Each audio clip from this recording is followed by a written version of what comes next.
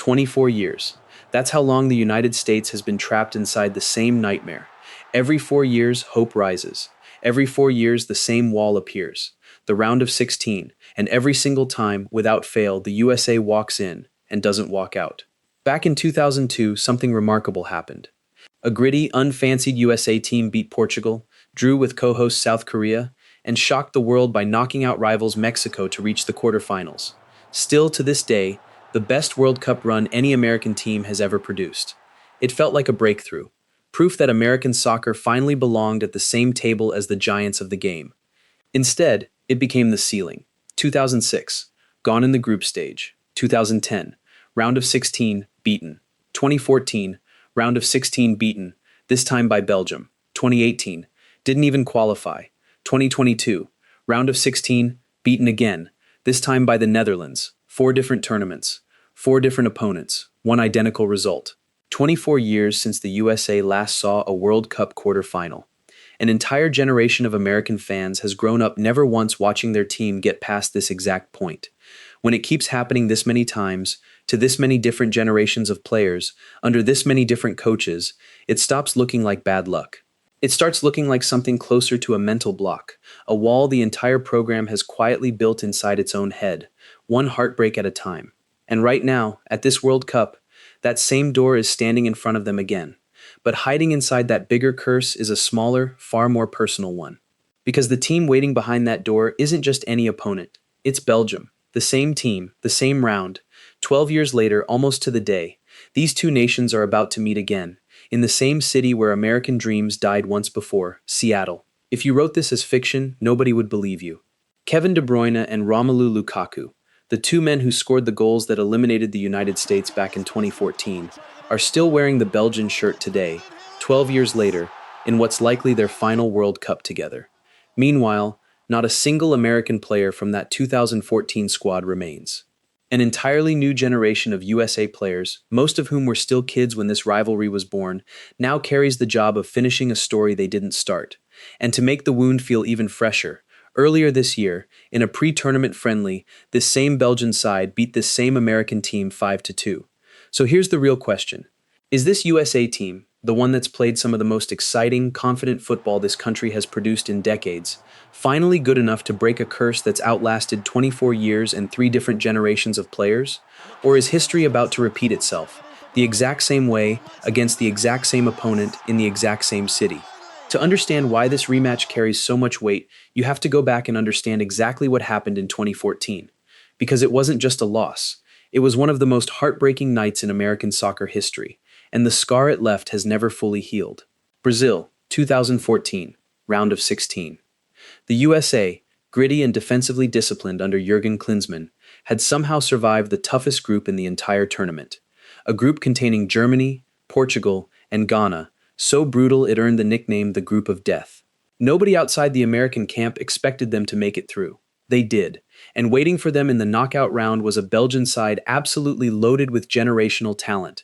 De Bruyne, Hazard, Lukaku, Courtois, a golden generation just beginning to announce itself to the world. What followed became legend, but for entirely the wrong reason.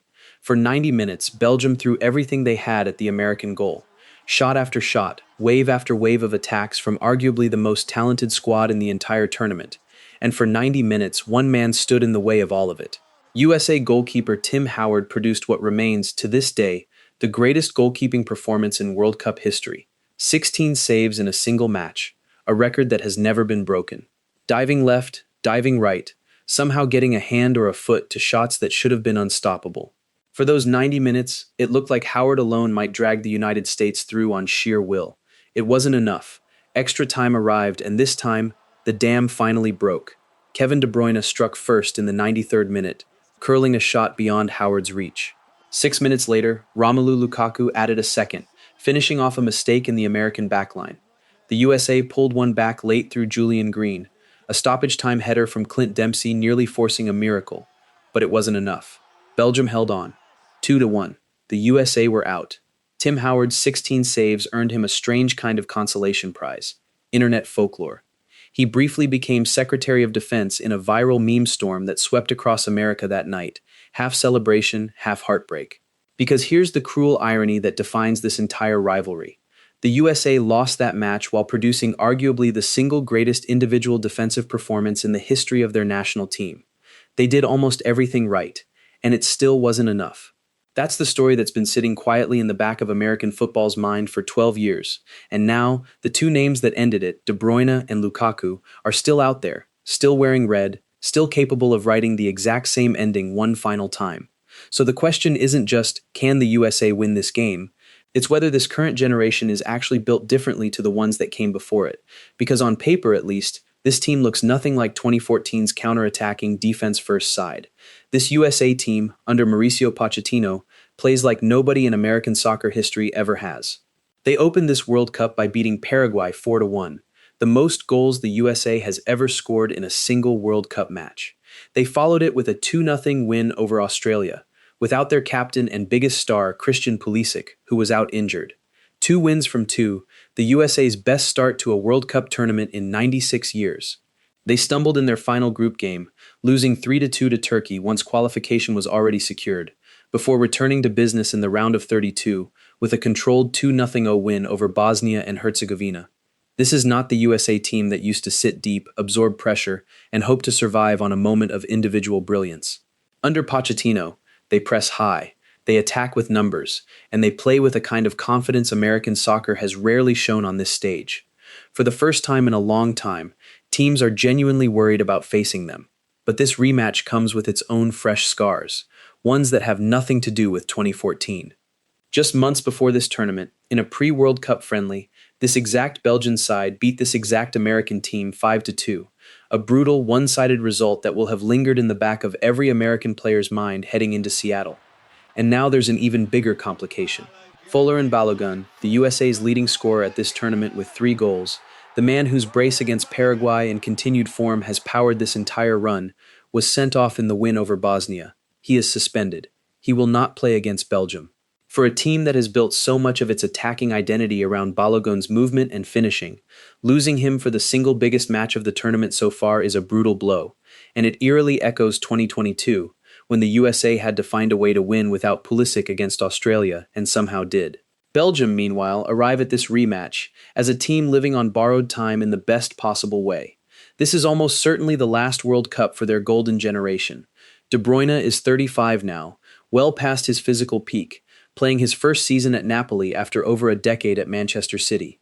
Courtois and Lukaku remain, veterans from a squad that once promised to win everything and, in the end, won nothing at all.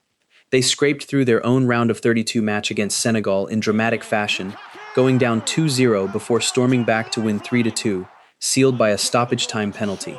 It was chaotic. It was nervy. It did not look like the performance of a team that fears anyone. So on July 6th, at Seattle's Lumen Field, the exact city where this rivalry was reignited months earlier, and the exact stage now hosting the rematch 12 years in the making, 2 very different versions of these two nations will collide. A USA side that plays without fear, missing its top scorer, chasing a ghost that has haunted 3 generations of American players. And a Belgian side, aging but dangerous, with the 2 men who broke American hearts once already, looking for one final moment of glory before this golden generation rides off for good. History says this ends one way. The USA has never been here before quite like this. So how does a team actually break a curse like this? Not with luck, not with hope, with the one thing every previous American generation lacked at exactly the wrong moment.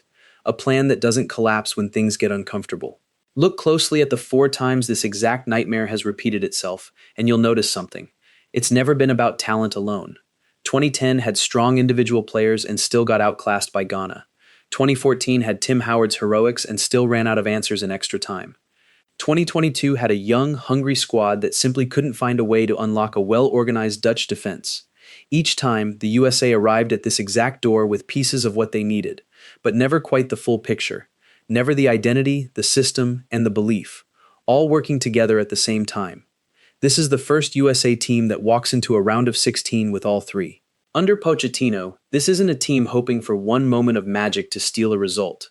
It's a team that presses relentlessly, that scored 4 goals in a single World Cup match for the first time in the program's history, that beat a strong Australian side without its own captain on the pitch, and didn't even look uncomfortable doing it. This is a USA side that plays like it belongs on this stage, not like a host nation just happy to be here, the way so many American teams before them quietly were. But here's the uncomfortable truth underneath all that confidence. Belgium have already beaten this exact USA team once this year, 5-2, and they've done it before with a golden generation that has one final World Cup left to give everything it has. De Bruyne at 35 knows this is likely his last shot at anything meaningful on this stage. Players fighting for a final legacy moment are, historically, some of the most dangerous opponents in the sport. Desperation and experience is an ugly combination to play against. And then there's Balogun, suspended, absent. The USA's top scorer, the man who has carried so much of their attacking weight through this tournament, will be watching from the sidelines exactly when his team needs him most. It is, eerily, almost the same test they were handed against Australia. Can this team win the biggest game of the tournament without its most important attacking piece? They passed that test once already. Now they have to pass it again. Except this time the opponent isn't just talented. It's the exact team that has haunted this program for over a decade. Whatever happens in Seattle, this match already carries a weight that goes far beyond 3 points and a place in the quarterfinals. If the USA loses, it will feel like history simply refused to let them go. The same opponent, the same round, the same city, 12 years later, delivering the exact same heartbreak to an entirely new generation of players who weren't even old enough to understand what happened the first time. Another chapter added to a curse that just keeps finding new ways to repeat itself. But if they win, if this new generation, playing football that looks nothing like the cautious, defensive USA sides of the past, finally walks through that door that's been slammed shut for 24 straight years, it won't just be a win, it will be an exorcism. 12 years of unfinished business, settled in the same city where it all went wrong, against the very players who wrote the ending the first time. Tim Howard's 16 saves will finally get the finish they deserved. An entire generation of American fans who have never once seen their team reach a World Cup quarterfinal will finally find out what that feels like. That's what makes this game genuinely impossible to look away from. It isn't just round of 16 football. It's the United States staring down its own ghost, against the same opponent, missing the same kind of key piece they were missing the last time they somehow found a way to win anyway. 24 years of the same wall, 12 years of the same opponent, one match to finally find out if anything has actually changed. Seattle awaits.